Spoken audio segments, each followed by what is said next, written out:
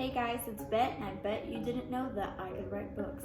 But before I get started, if you want to like and subscribe to this video, that would be great because it's my first one and I really need followers. So today's session is going to be how to write books. So I'm going to be teaching you some of my best tips and tricks that I've used on all of my books. They work really well. I've written for New Mexico Times, I've written for Persons Magazine, and New Life Drama Company. Those are just a couple of the people that I've worked with.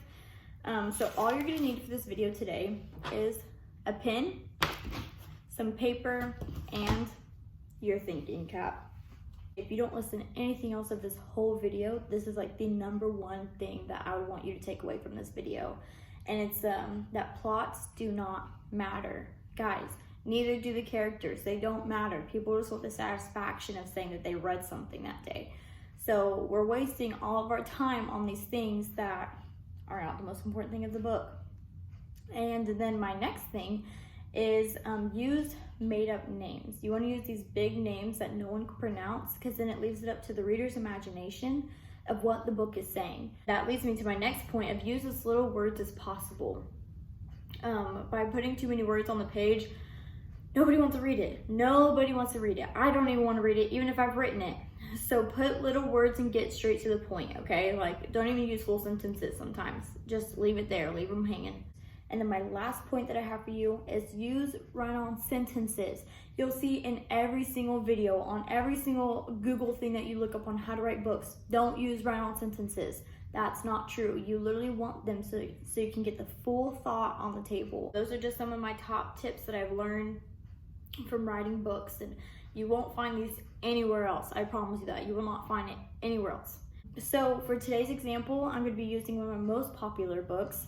If you've not heard of it, you're probably living under a rock, and I'm very sorry about that. I bet that's a bummer. But anyway, today's book is How to Steal a Talking Bird. So it's one of my most popular books. It's a great book. I thoroughly enjoy reading it over and over again. But before I show you the book, what do you need? We're just going to start with a 3-page paper. So right now, I want you to write down the title of your book. Okay, you should have it by now, and if you don't, you're probably not a writer. Just give up now. But the 3 things you need. The first page, you want it to be your characters. Introduce your characters, get them out there. You want to keep them familiar. You want people to recognize the faces. The second page, you want to make a conflict. And by the 3rd page, you have to completely resolve that conflict. That's how you're going to have a successful book. And if you don't have these 3 components, you probably won't get your books to sell. And I'm going to go ahead and show you my book. So for you who don't know the book, again, it's called How to Steal a Talking Bird. So this is the first page, okay? So you see the characters, they're there. You don't want to change them. You want to keep them the exact same the whole time, because you don't really want to switch things up on your people that are reading it. So again, if you want to take a look at that name, okay, that's clearly Steve. If you sit there and you sound it out, it literally sounds just like Steve, but it's just written a little bit different. So Steve says, I must steal this bird, because I don't know if you saw, but the bird says hi over here. And then we're going to flip the page. So this is the page of conflicts, okay? So here's the next page. You want to keep, again, all the same characters. Don't change it up on them. And so the bird on this page says, I like talking. And Steve says, so this is the conflict, remember? I don't know why my mom always hated me. She always pretended to be mute. I hated that she never let me get pets, and now I have all of them, so now I am important. So there's your run-on sentence. I didn't want to cut that off. You realize how weird that would have been if I would have put that into like 2 sentences?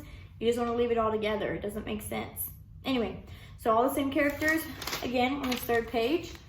Okay, so you see them. They're all the same. And this is your resolution, okay? So this is where you want to wrap it up into a pretty bow. So Steve says, this bird sounds just like Mama. Now I can be happy again. Yay, Steve. But the bird says, I hate you, so sad Steve. But, you know, it is what it is. But so there's my book. Please let me know what books you've written. If these tips and tricks helped you, I would love to know. If you have any you would like to give me, absolutely would love it. But until next time, thank you guys for watching, and goodbye. And I almost said I love you, but that would be weird because I definitely don't know who you are. But anyway, bye.